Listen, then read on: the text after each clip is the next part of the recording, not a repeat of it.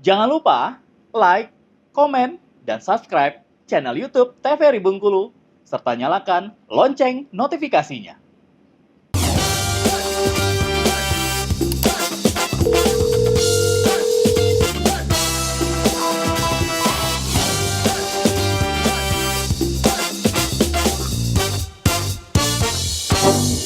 Terima kasih pemirsa, Anda masih setia bersama kami di Dokter Kito, bersama kita sehat. Kita masih tema yang sama hari ini membahas mengenai penyakit mioma uteri, masih bersama Dr. Wenti dan juga Dr. Elsa. Ini kita masih dok ya, pembahasan di salindia kita di diagnosanya. Kita lanjut ya. Ini ya, ini manifestasi klinisnya. Jadi yang tadi sebenarnya sama ya dengan Dr. Wenti. Waktu pemeriksaan fisik, jadi pemeriksaan fisik kayak tadi tergantung letaknya lagi, tergantung dari ukurannya lagi. Jadi sebetulnya sih kalau pas perabaan, jadi diraba perut-perut ibu itu nanti akan teraba benjolan atau pembesaran uterusnya ya, akan teraba biasanya. Memang di daerah misalnya perut bagian bawah karena kan lebih dekat dengan rahim seperti itu.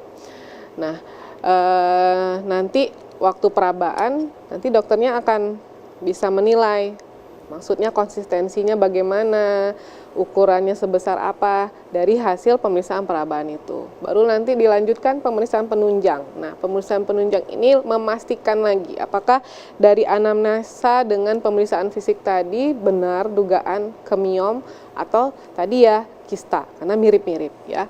Diperlukan pemeriksaan, yang pertama pemeriksaan labor. Mungkin karena tadi perdarahan kita harus lebih pantau HB-nya, apakah ada anemia atau tidak pada ibu hamilnya.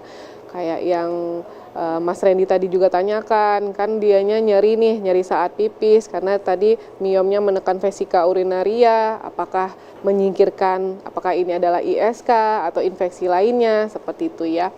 Baru yang kedua, USG abdomen, ya. USG abdomen ini USG seperti ibu-ibu hamil. Nah, jadi nanti spesialis kandungannya, tentunya pemeriksaan penunjang ini bisanya dilakukan di vaskes tingkat selanjutnya, vaskes tingkat lanjut, artinya belum bisa dilakukan di puskesmas ya.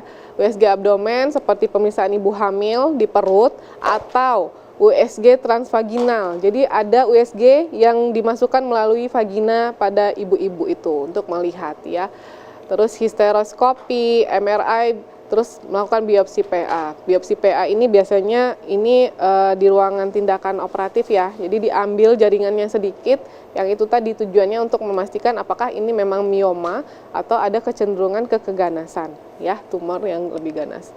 Kita masuk ke tata laksana ya. Tata laksana tergantung lagi ukuran sama letak tadi. Jadi dia itu bisa konservatif atau diobservasi aja. Ya, kenapa dok? Misalnya bila ukuran tumornya itu kecil atau kurang dari 12 minggu dan tidak ada keluhan, bisa diobservasi. Karena balik lagi, tadi kan dia penyebabnya estrogen. Jadi ketidakseimbangan estrogen atau terpaparnya atau naiknya hormon estrogen menyebabkan kecenderungan untuk resiko miom ini. Tapi pada kasus-kasus ibu-ibu yang sudah menopause, kan dia hormon estrogennya kan itu sudah termasuk rendah seperti itu ya. Dia tidak ada mengalami menstruasi lagi. Jadi karena paparan estrogennya itu sudah tidak terlalu tinggi lagi, maka bisa mengecil miom ini karena diikuti dengan hormonnya itu. Baru karena tadi etiologinya adalah hormon, jadi mungkin akan diberikan obat-obatan yang mengandung hormonal, atau ada progesteron, ada GnRH, seperti itu. Nah, yang ketiga baru adanya pembedahan. Nah, pembedahan ini sebenarnya ada indikasi-indikasinya ya. Nah, pembedahan ini juga ada dua. Ada yang mengangkat miomnya saja atau mengangkat sampai ke rahim-rahimnya, atau yang disebut miomektomi, atau mengangkat rahimnya juga, itu adalah histerektomi ya. Ada indikasi. Nah, ini indikasi dilakukan operasi pada pasien-pasien miom. Yang pertama, dengan observasi atau terapi konservatif atau misalnya dengan obat-obatan itu nggak ada respon, maksudnya tidak ada perubahan dari segi ukuran dari miomnya itu. Terus yang kedua, dokternya ini kayaknya ada keganasan, ya, ada curiga keganasan. Biasanya dilakukan pembedahan. Ukuran tumornya, infertilitas karena gangguan pada kavum uteri maupun karena oklusi tuba, seperti yang disampaikan Dr. Wenti. Dia bisa menyebabkan seseorang sulit mendapatkan keturunan karena letaknya itu menghambat dari masuknya sperma bertemu dengan sel telur, ya, seperti itu, atau menghambat pertumbuhan janin. Jadi misalnya dia sudah hamil, kok janinnya ini meninggal dalam kandungan atau gagal tumbuh, gagal berkembang. Nah, dicurigai, oh mungkin ada miom di sana. Jadi itu adalah salah satu indikasi dioperasi supaya nanti untuk mendapat keturunannya lebih maksimal. Nyeri dan penekanan yang sangat mengganggu, gangguan berkemih, anemia. Ini indikasi-indikasi lakukannya pembedahan, ya. Ini tata laksana tadi ya. Mungkin boleh. Nah, bedanya apa sih dengan operasi yang hanya diangkat miomnya saja dengan pengangkatan uterus, ya? Oh nggak ada ya di sini ya. Jadi biasanya kalau orang-orang yang diangkat sama uterusnya, yang pertama indikasinya mungkin miomnya ini sudah berulang.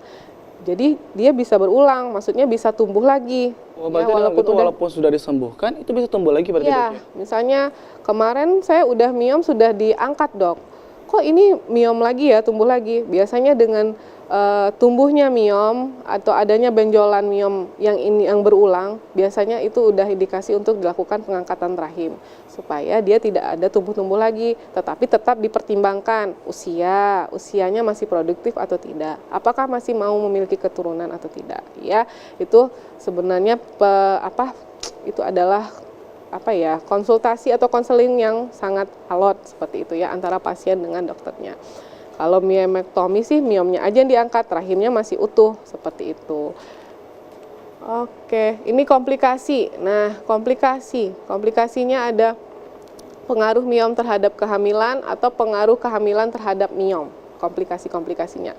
Yang pertama tadi mungkin yang paling banyak sih, yang pertama adalah komplikasi yang anemia tadi, karena pendarahan, ya. Nah, kalau pada kehamilan dia bisa menyebabkan infertilitas atau tidak bisa memiliki keturunan, atau abortus, ya, keguguran pada janinnya, persalinan yang prematur, terus gangguan dari jalannya untuk lahir seperti itu, ya, terus perdarahan atau plasenta retensi, maksudnya plasenta retensio itu dianya susah, nanti plasentanya itu nanti keluar dari jalan lahirnya itu. Tapi kalau pengaruh kehamilan terhadap miom, karena miomnya itu nanti bisa cepat membesar karena rangsangan estrogen saat hamil. Terus kemungkinan torsi miom uteri bertangkai seperti yang digambar Dr. Wenti sebelumnya, ya. Oke, terima kasih. Ini tadi kita cuma bahas banget ya, mengenai mioma uteri ini, Dok. Jadi kan sudah sempat disinggung sama Dr. Else perihal bahwa ketika mioma uteri ini terjadi pada orang sedang hamil, itu mengganggu pertumbuhan. Apakah masih tetap bisa bertahan nih, Dok, anak yang berada dalam rahim tadi, Dok, Dr. Wenti? Ya, jadi biasanya kalau untuk mioma uteri tadi yang ditakutkan adalah mengganggu pertumbuhannya dan mengganggu proses jalan lahirnya. Yang pertama, kalau posisinya ternyata miomanya menutupi jalan lahir, itu kan akan kesulitan atau mendesak si bayi. Maka konsultasinya harus dilakukan penanganan sama dokter kandungannya, apakah harus diangkat atau diberikan terapi lainnya. Itu ada banyak sekali, Dok, ya, untuk cara untuk menanganinya. Kita akan bahas lagi, Dok, ya, bersama Dr. S dan juga Dr. Wenti. Pemirsa di rumah, jangan kemana-mana, kita akan hadir lagi setelah jeda pariwara berikut ini. Tetap bersama kami di Dokter Kita.